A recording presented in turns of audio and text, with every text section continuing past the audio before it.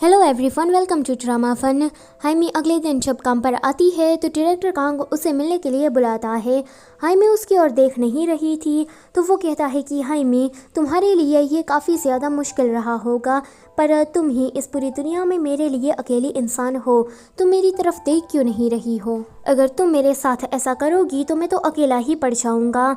ये सुनकर हाइमी रोने लगती है तो वो कहता है कि चिंता मत करो, हम दोनों एक ही टीम में हैं और रोना बंद करो क्योंकि मुझे सीनियर मीटिंग में जाना है। दूसरी तरफ हाइमी के डैड बोर्ड मीटिंग की पूरी तैयारी कर देते हैं।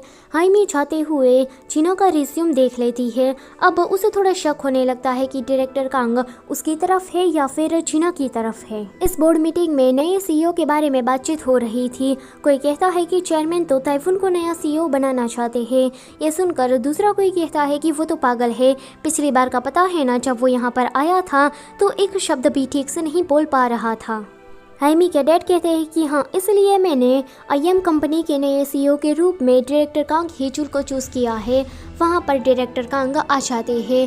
हाइमी के डैड उसे पूछते हैं कि क्या तुम मेरी ऑफ़र को एक्सेप्ट करना चाहते हो? तो डायरेक्टर कांग कहता है कि हाँ, जो भी आईएम के लिए अच्छा रहेगा वो मैं करने के लिए तैयार हूँ। हाइमी के डैड इस मीटिंग को यहीं पर ही ख़त्म कर देते हैं कि बाकी की बातें हम बाद में कर लेंगे। चेयरमैन जीना से मिलने के लिए आते हैं। वो कहते हैं कि तुम मुझे जानती हो? तो जीना कहती है कि हाँ, मैं आपको जानती हूँ, आप आईएम कंपनी के चेयरमैन हो ना? चेयरमैन कहते हैं कि क्यों ना हम बैठकर बात करें।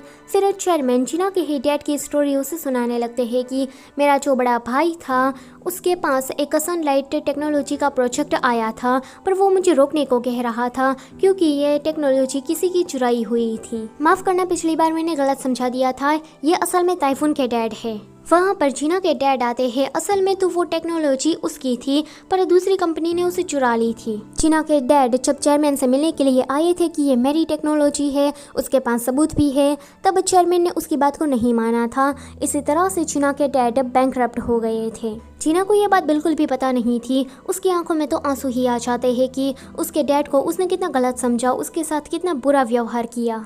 चेयरमैन कहते हैं कि मेरा भाई कितनी बार माफ़ी मांगने गया पर तुम्हारे डैड ने उसे माफ़ ही नहीं किया।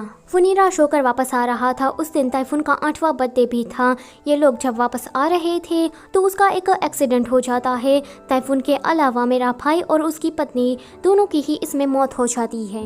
तब से ही ताइफून ने अपने आप को उसकी माँ के गार्डन में लॉक कर लिया था और हमेशा ही फ्लावर के साथ खेलता रहता था, उसे ही प्यार करता था। एंड इसी तरह से ताइफून उसी गार्डन में रहकर बड़ा हुआ। पर जब से तुम उसकी ज़िंदगी में आई हो वो काफ़ी ज़्यादा बदलने लगा है। प्लीज़ मुझे माफ़ कर देना, सब कुछ मेरी ही गलती थी। मेरी ही गलती के कारण तुम्हें इतना सफ़र करना पड़ा, तुम्हारे पेरेंट्स को इतना सफ़र करना पड़ा। चेयरमैन के वहाँ से जाने के बाद जीना काफ़ी ज़्यादा रोती है। वो कंपनी लेट आती है तो सभी लोगों से माफ़ी मांगने लगती है, पर उसके जो कलीग्स होते हैं वो कहते हैं कि हमें मिस्टर पनौती के यहाँ जाना है।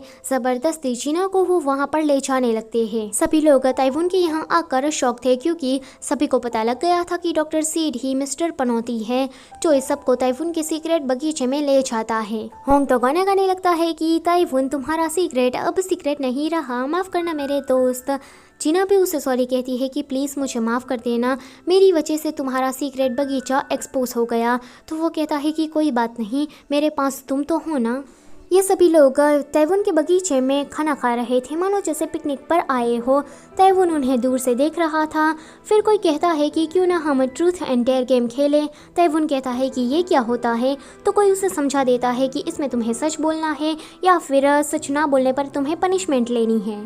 फिर ये लोग ट्रूथ और डेयर गेम खेलना स्टार्ट कर देते हैं। मैनेजर ओ कहती है कि होंग, लास्ट बार तुमने पोर्न वीडियो कब देखा था? तो वो कहता है कि आज सुबह ही। फिर होंग आयंग से पूछता है कि क्या तुम किसी को पसंद करती हो?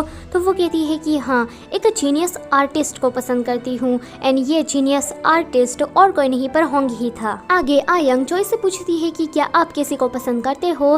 तो वो जूलिया की ओर इशारा करने लगता है एंड उसे गिफ्ट देता है।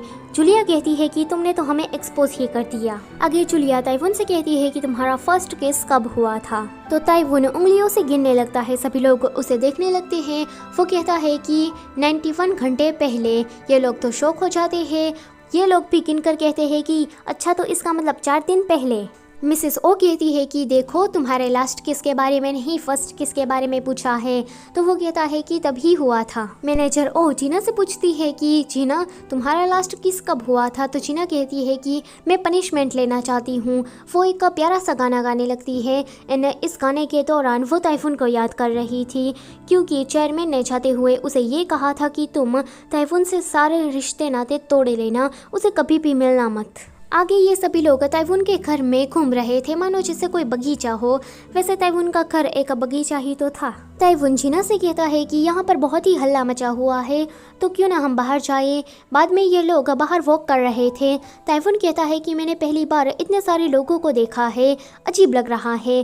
ताइफून की ये बात सुनकर जीना उसे समझाने लगती है कि ऐसा कुछ नहीं होता, तुमने ये पहली बार महसूस किया है तो अजीब लग रहा है, बार बार करने पर तुम्हें ये नॉर्मल लगेगा। ताइफून की नज़र एक पतंग पर जाती है तो वो उस पतंग को लेने के लिए जाता है।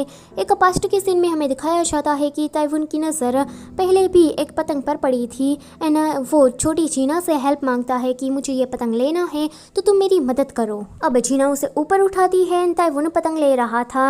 अचानक से ही ये दोनों नीचे गिर जाते हैं एंड एक्सीडेंटली उन दोनों का किस हो जाता है। जीना तो गुस्सा करने लगती है। ताइफून कहता है कि क्या फ़र्क पड़ता है, हम दोनों लड़के ही तो है। जीना के बाल तभी छोटे थे। ताइफून के डैड जीना को देखकर कहते हैं कि तुम्हारे डैड मुझसे बात नहीं करना चाहते हैं, इसलिए क्या तुम उसे ये दे दोगी। आगे ये सभी लोग वहाँ से जाने लगते हैं।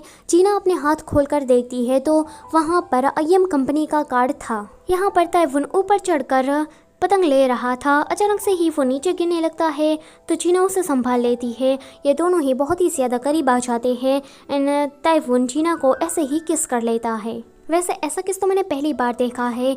दूर बेंच पर बैठी दो लड़कियां भी ये नज़ारा देख रही थी एंड कैमरा में कैप्चर कर रही थी। रात में जीना घर वापस आ जाती है। अपने डैड को वो कॉल लगाना चाहती थी, उसे बात करना चाहती थी, पर वो ऐसा नहीं कर पाती। उसके पास माल सुखा जाती है। जीना को डायरेक्टर कांग का कॉल आ रहा था पर वो पिक ही नहीं करती। मिस्टर किल डायरेक्टर कांग के पास आता है एंड पास्ट में जो टेक्नोलॉजी का लफड़ा हुआ था चेयरमैन एंड जीना के डैड के बीच, वो उसे बता रहा था। वो कहता है कि ताइफून एंड जीना का मिलना तो किस्मत में ही लिखा था। यह सुनकर डायरेक्टर कांग को अच्छा नहीं लगता। वो कहते हैं कि मैं जो कहता हूँ तुम वही करो, ज़्यादा बड़बड़ाने की ज़रूरत नहीं है। हाइमी बहुत ही ज़्यादा परेशान थी क्योंकि उसे ऐसा लग रहा था कि ये डायरेक्टर कांग डबल ढोलकी खेल रहा है। जीना आधी रात में ही रनिंग करने के लिए चली जाती है क्योंकि उसकी फीलिंग्स उसे बहुत ही ज़्यादा परेशान कर रही थी। ताइफून अपने घर में साफ सफाई कर रहा था तो उसे मिलने के लिए चेयरमैन का सेक्रेटरी आता है। जीना यहाँ पर घर वापस आ रही थी पर उसे डायरेक्टर कांग मिल जाता है। सो ये वाला एपिसोड होता है यहीं पर ही ख़त्म। वीडियो अगर अच्छी लगी है तो प्लीज़ उसे लाइक कर दो और चैनल पर नए हो तो उसे सब्सक्राइब भी कर दो। Thank you for watching.